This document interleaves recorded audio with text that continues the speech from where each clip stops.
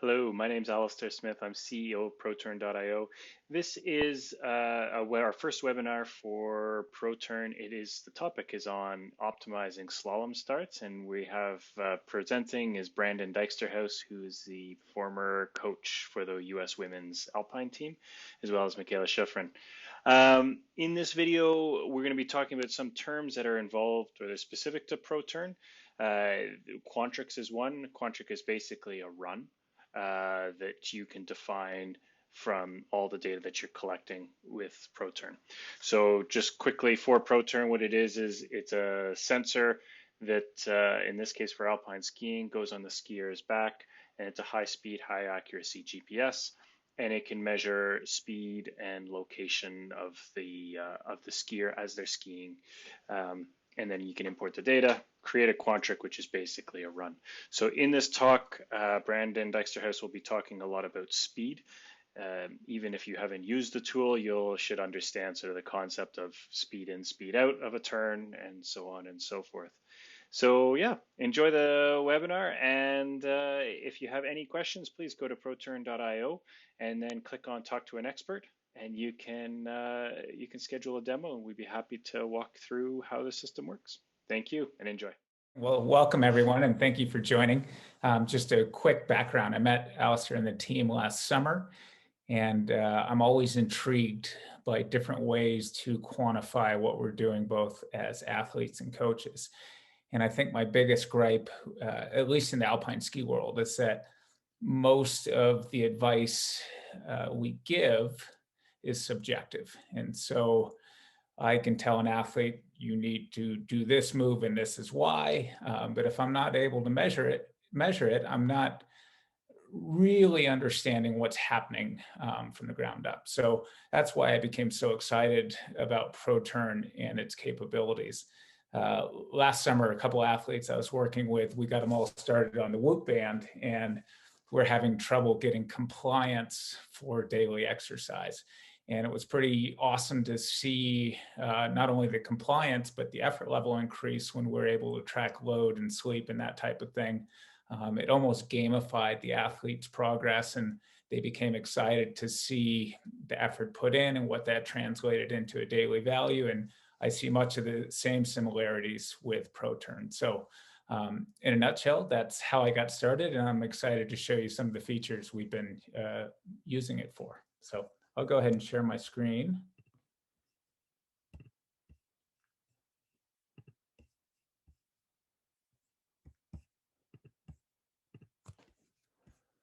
So can everyone see? Alistair, can you see the first slide? Just make sure we're on the right page. So I've titled this Finding 0.2 of a Second the Easy Way. And we spend months, and if not years, learning how to carry speed in rhythm sections through transitions over the course of a 50-gait section. But sometimes we miss the low-hanging fruit. So today I wanted to discuss just different ways to implement using ProTurn into different start protocols and some of the neat capabilities of having all this extra data.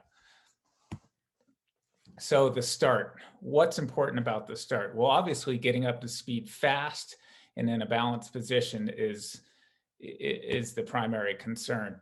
On race day, I'm constantly speaking with athletes, whether they're Michaela Schifrin, world class, they're U16, or even masters racers. What should I do on the first couple gates? Should I skate? Should I skate and pull? Should I try to carve the first gate? All these questions, I would say every single race, it's a question that's asked, regardless the level of the racer. So in many scenarios, you can continue to skate and pull past the first gate, second gate, even the third gate. Does that make you faster? Does that make you more balanced? What does that do tactically? These are all things that we like to address.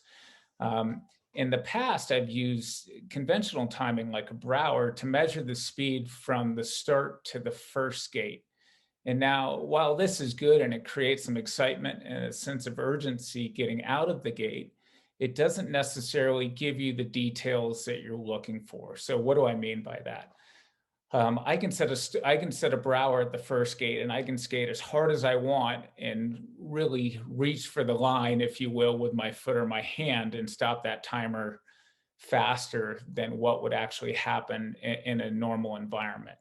So it isn't always representative. If I'm trying to stay in a course, say we're starting on a pitch and the first gate or the second gate is quite offset. If I was to skate dead straight into the first gate to get a fast split and a brower, it might not set me up optimally for the rest of the course, both technically and tactically. So this is where I really love the extra data that you can gather from a GPS system like ProTurn. Funny story, in 2015, after the opening World Cup in Solden, we decided to stay over and train for 3 weeks before heading back to the Aspen World Cups. And Levy was canceled that year. And we had the opportunity with the Austrians to set multiple training environments on the Solden race hill and really dial it in. One of Michaela's biggest concerns in 2015 was the first pitch in the Aspen slalom.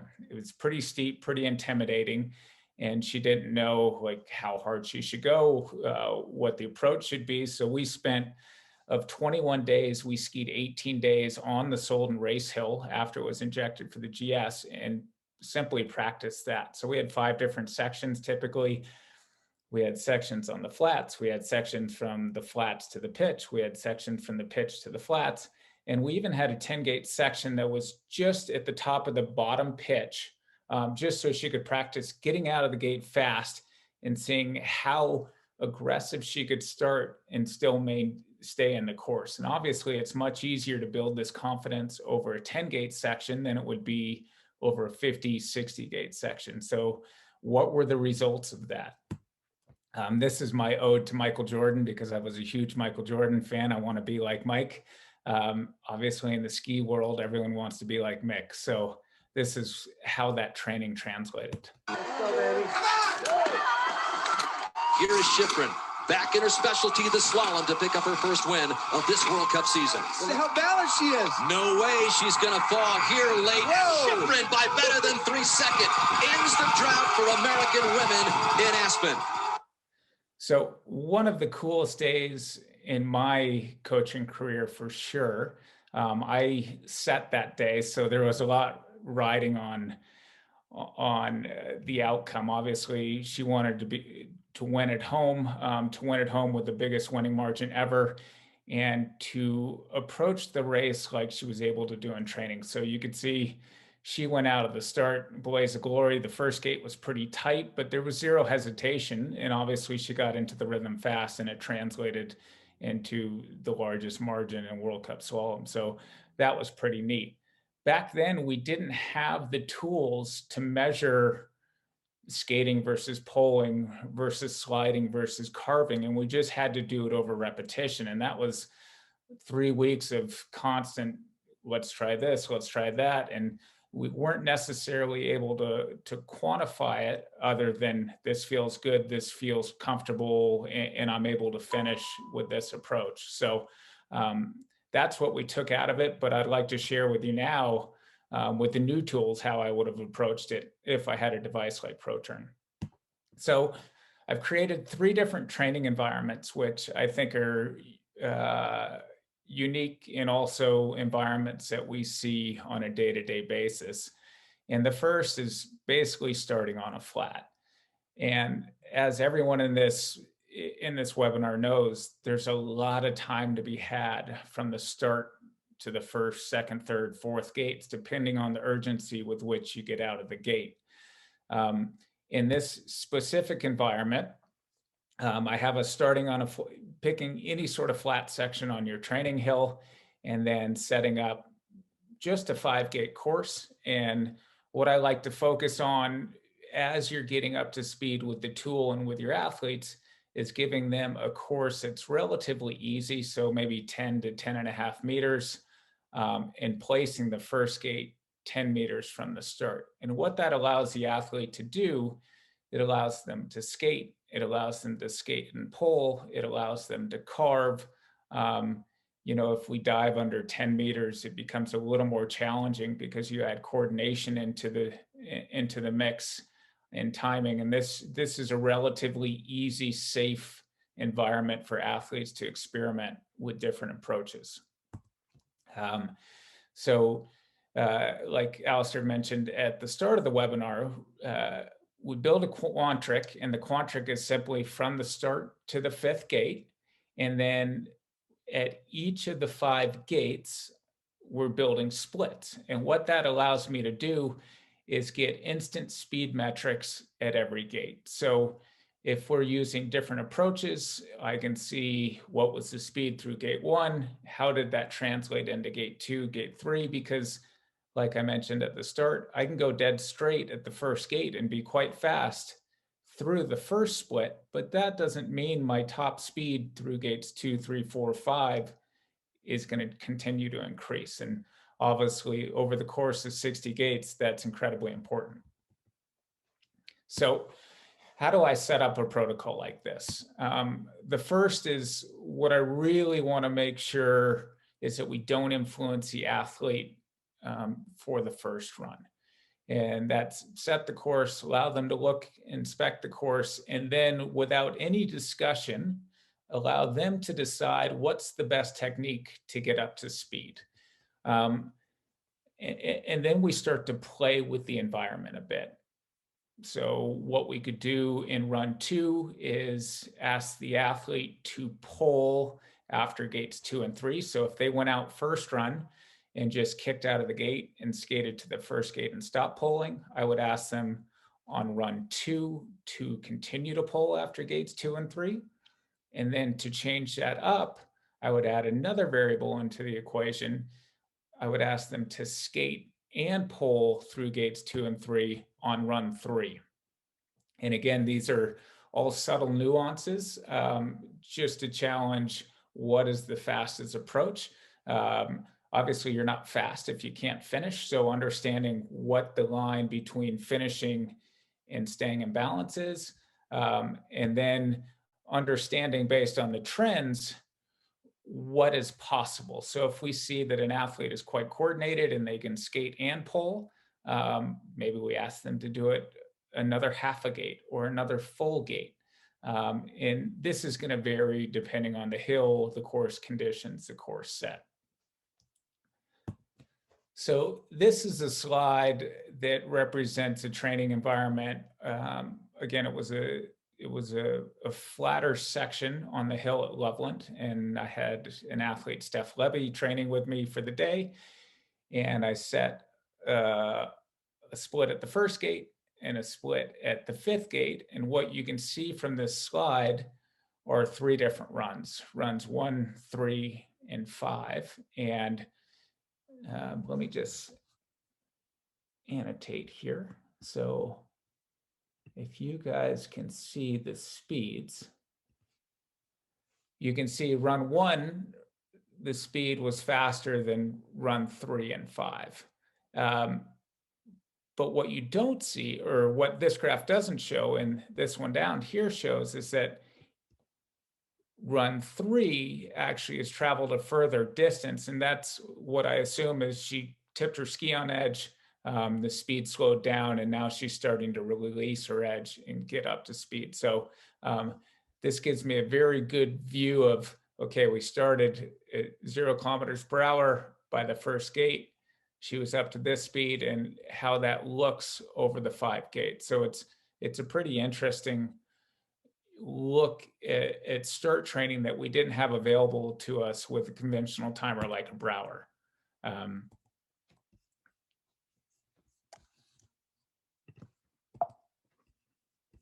Sorry, my slide is stuck. I think, Brian, you might have to turn off annotate before you can.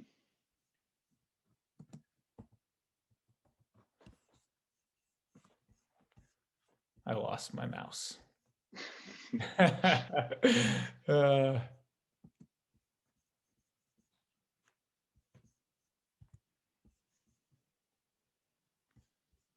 Okay, Alistair, I'm totally frozen. So do you have, is it frozen, or can you do?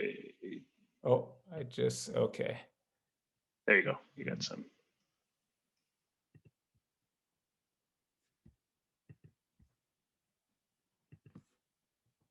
Okay, yeah. We're back. Sorry about that, guys.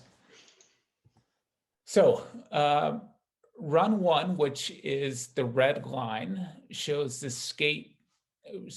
start plus skating into the first skate. And this is what Steph chose to do on her own volition and what she felt comfortable doing without discussing. Run three, I asked her to add some polling with her skating into the first skate. And that ultimately, while this in the graph, it doesn't show the highest speed, it shows the furthest distance traveled. And then in run five, she wanted to try just carving into the first skate as opposed to skating and stepping. And it was quite a bit slower. So you can see almost 3 kilometers slower just on varying her technique into that first skate. Alistair, did you have any comments on? Yeah, I just wanted to, so for, this is, I'm sure there's people who, if this is the first time you've seen the system, you're kind of looking going, this is the weirdest slalom course I've ever seen in my life.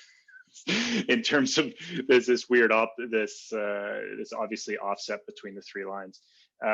Just quickly, so you guys are aware, in terms of the technology, it's using, again, GPS. Our GPS has sort of 2 types of error. We call it absolute error. So that's, the error that you have if you had 2 GPSs. The example I like to give is if they're sitting on a train. If you had 2 GPSs on the train on a track, the one might be 1.5 meters over to the left of the other one. So that's the example you see here. Then the next set of error is what we call the relative error. So that is, with the sensors that we're using, is about 30 centimeters. So if we take that train example again, and they're going down the track, even if one is off to the left by 1.5 meters, they will stay within, they'll be totally parallel with each other within about 30 centimeters. So there's a little bit of variability. In terms of accuracy, what we see is the speed is the most accurate by a long shot. It uses a different method to calculate, not using location. And then the next thing you'll get in terms of actually is timing. So it's about 0.04 of a second on timing. Speed, we're accurate to about 0.5 kilometer per hour. It's kind of a bit, it's in that range. And then line gives you kind of an indication. Like obviously in this scenario here, you're not going to be using, it's like, oh, well, the run 2, the optimal line is to ski somehow over to the right of the course. So anyway, so that's just to kind of give you, for those people who are wondering what in the world are we seeing here on this graph, that gives you sort of a bit of an idea.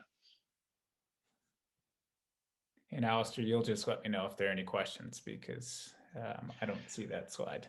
Yeah, no, yeah, and actually that's a good point. Please, if you have questions as you're going, if you're kind of not sure what's going on, then either use the QA option or the chat, please, and then we can address them as we're going if there's something on a particular slide. So Brandon, I'll go back to you. Okay, great.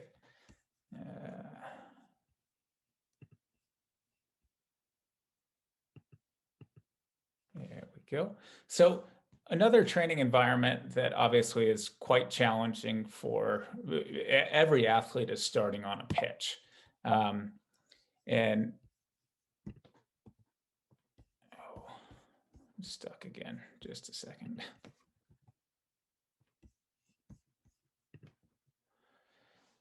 So starting on a pitch, a couple things to consider. One is obviously controlling the speed when you're trying to challenge an athlete to determine whether they can carve or add an extra skate, or they should step through the first skate. So when I set courses on a pitch and I'm trying to use it for start training, I like to control the environment and set maybe 8 to 9 meters in distance just to keep the speed down and really allow the athlete to feel comfortable trying to push, trying to look for speed. Now, if I was to do the same distance that I did on the flats, 10.5 meters, they'd be going so fast by second, third gate that they would naturally ski defensive and back off. So that's why I chose a tighter distance starting on a pitch. So the first is finding that section on your hill. And again, it doesn't need to be many gates. In this example, I have 5 gates, similar setup to the first environment. And then enabling, just like we did with the ProTurn in the first environment, setting up splits on every single gate. So you can see with your different protocol, what is the speed passing gate 1? What is the speed passing gate 2? Is the speed continuing to increase throughout the course? Or are there areas where the athlete, say, carved the first 2 gates and was going so fast into the third that they actually had to brake significantly, reducing their overall top speed? So on starting on the pitch, similar to starting on the flat, I always have the athlete choose what they think is best. Now with younger athletes, they're obviously going to be a bit tentative and be a little reluctant to skate hard into the first gate on a pitch. I still like to show them, this is the starting point, this is what you chose, and this is what we worked through and the progress they were able to achieve in that environment. In the example I'm going to share, I had the athlete try to carve all the turns, and this is at the U16 level, U14 level for sure. Athletes are quite nervous to carve in the first couple gates. And then in the next run that I compared them to, it's trying to skate / step through the first 2 gates, really getting up to speed fast. So just like on the flat environment, having a big sense of urgency and seeing how much speed they can actually generate. So you can see in this slide here, my athlete Jasper Johnson, this was one of our first days skiing from the upper pitch at the Loveland Training Hill. Quite intimidating for young athletes. It's fairly steep up top. So in run 1, let me get my screen sharing here, annotate.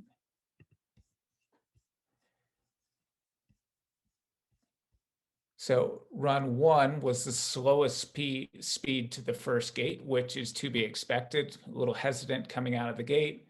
And then by run 4, we're really to improve almost 4K per hour in speed to the first gate. So what I love about this example is that not only was she faster, was her speed higher into the first gate, but the overall top speed was higher through the duration of the 5 gates. Now, this isn't always the case, right? You can go really hard into the first, second gate and be quite fast and then have to dump speed to stay in the course. But I like that she was able to progress through 4 different runs, gain confidence, and see how she could add different elements into her start to carry a higher overall top speed.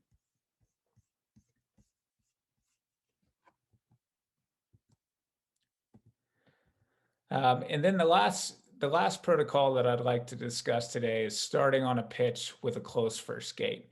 If you remember the video from Aspen of Michaela, that first gate was really tight, and that was set on purpose to kind of disrupt the competition. There's nothing harder than A, starting on a pitch, and B, having that first gate awkwardly close where the athlete is unsure, should they add an extra pole, should they add an extra skate? The coordination of the whole thing is quite challenging, and it can be nerve-wracking on athletes.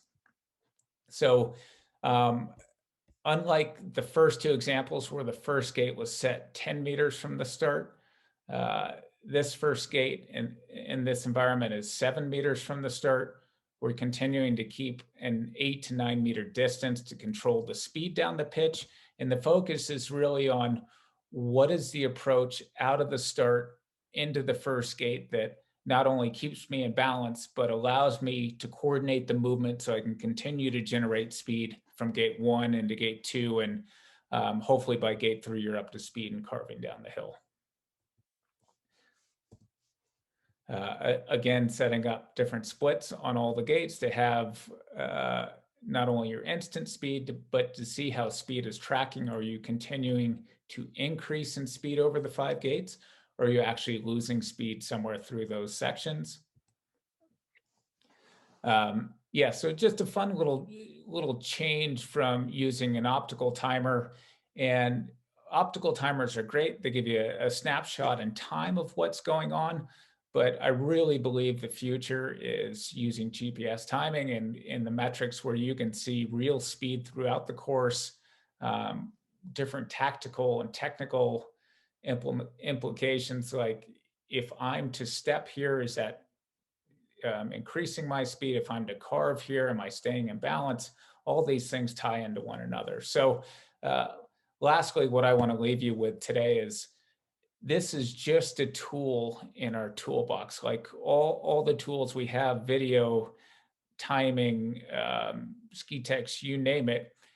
Ultimately, the athlete has to decide, the athlete and coach make a decision what works best for them. This is just an intersection of what am I feeling and what is the data showing? Now, the data might show that you're faster skating through the first 2 or 3 gates, but if you're out of balance and your finish ratio is 2 out of 5 runs, obviously that doesn't make a whole lot of sense. So there still is an active influence from the coach to provide instruction moving forward. I don't think data will ever replace a coach. This is quite often the talk in the endurance world with cycling coaches. I mean, cycling is much more scripted than alpine ski racing, but in the same sense, you really have to understand your athlete, know what they're capable of, understand their mindset. This is an athlete that likes to take risks. This is an athlete that gets intimidated easily, and then try to make the best approach moving forward that capitalizes on their inherent skill set. What I do love about ProTurn is that unlike conventional timing where we would have a start finish and maybe a split or two, we're going from 4 data points now to 5,000 data points a run. While this poses a lot of new opportunities, it also poses challenges. And one of those challenges is paralysis by analysis, right? Like we can have so much information that we lose sight of what's important in doing the actual work. This doesn't replace the work that a coach and athlete does on a day-to-day basis, but it just allows them to guide and give really black and white feedback to different approaches they're using and whether they should continue down that path. So I'd just like to leave you with this last slide, and that is simply don't leave anything to chance. And this is from the 2018 Olympic slalom in Pyeongchang. Australia's Dominic Demchar. Oh, well, it looks as though he straddled the first gate. Oh, goodness. That's Oh, that's unfortunate. the hand goes to the head. And what was I thinking? Let's look here. Pushes out. It just catches the inside ski. It catches the gate, and the tip gets dragged inside the gate. That's an automatic disqualification. So obviously an incredibly accomplished athlete racing in the Olympics, biggest stage in our sport. And to me as a coach, I don't know this athlete and I don't know what was happening on the day, but body language coming out of the start, kicks out of the start, looks like they're about to add a skate, not really sure if they should pull or not. So they hesitate. And this hesitation obviously ends in the worst possible result. And very sad for the athlete, the family, the fans.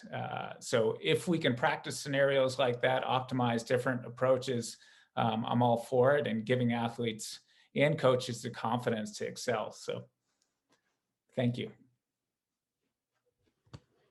Great. Thanks. Thanks a lot, Brandon. There was one question Steve was just asking, just in terms of accurate speed measurements are. Yeah, it's 0.5 kilometers per hour. So when, like in those examples that Brandon was looking at, in almost all of them, the difference in speed was greater than 0.5. So it's that point, and that's, as Brandon's saying, again, tool in your toolbox. You know, if you're seeing sort of 3 runs and they're all within, 0.3 kilometers per hour and so on, that's within the error bounds. So at that point, you can say, okay, well, it may be a bit quicker, but they're so close that we can't exactly tell.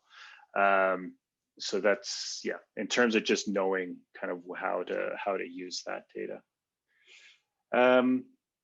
Brandon, I just had a quick question. Are you looking at this information on the hill, like after each run, or are you doing this post, like later on in the evening, and then debriefing with the athlete? Like, how's that work? So great question.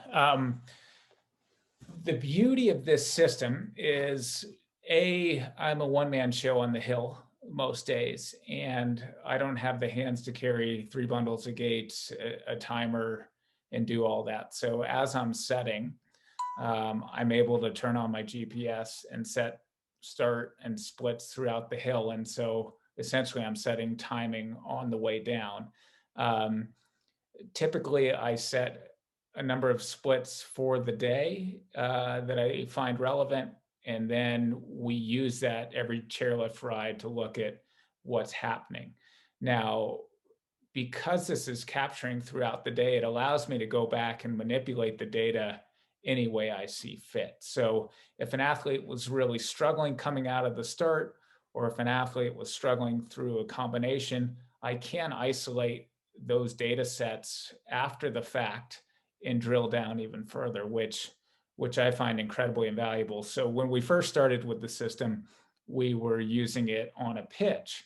And I set a split at the start of the pitch and at the bottom of the pitch. And what I didn't realize at the time is the athlete could be very fast in that specific section, but depending on what they did in the last gate of the pitch, it may not translate into a faster time over the course of the run. So I was able to manipulate my start and stop points, add a couple gates onto the flats or through the transition, and really see what was happening throughout the day. So not sure if that answered your question, but it gives you the freedom to manipulate it on the fly. So you're sort of looking at that idea of it's not that evening, that because this for people who don't understand the system, there's sort of 2 ways you can collect the data. You can collect it all in the sensors, and then upload it at the end of the day, and then in your hotel room or back at home, you can kind of analyze the data, or you can be looking at it on your phone, sort of sync the sensors after each run. So in this case, Brandon, you're saying basically you're syncing off of each run and looking at the data then. Correct. But if there were a trouble spot that I didn't isolate for the day, I can go back at home at the hotel and then take a deeper dive.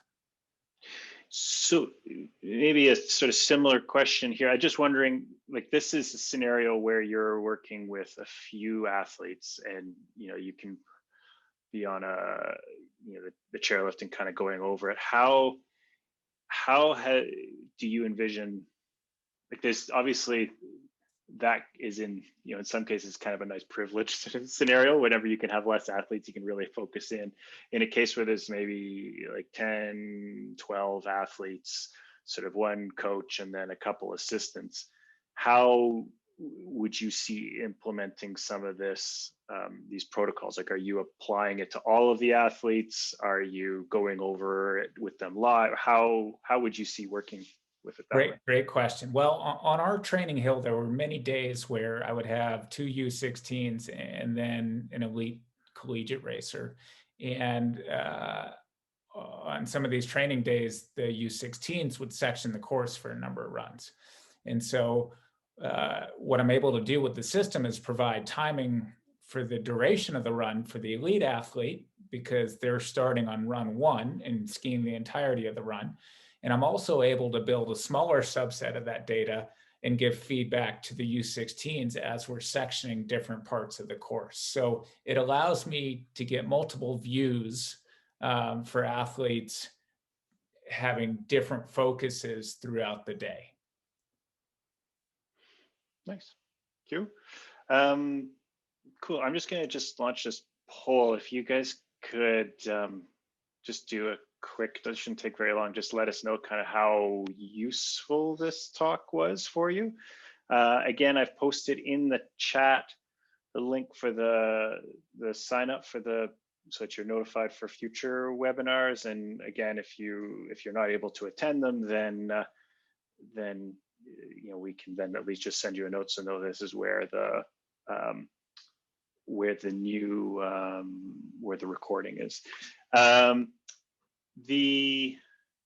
just trying to think here. Just so the next talk we're going to do is GS steeps to flat. It will be on Tuesday, April 27th, I believe, same time.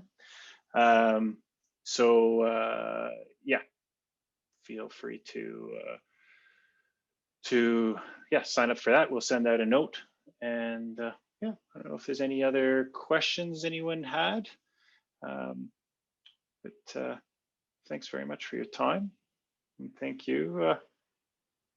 Thanks a ton, Brandon, for this. Yeah, my pleasure. Excited to share the technology with everyone out there. And the best part about it is every time we speak with another team or group of athletes using the product, it spurs on new ideas for things you can do. And I think the technology is so new, we're not even touching on the capabilities of it. So it's really fun to see different use case scenarios and to take it out and use it and maybe tweak it. And it's just a very fun tool.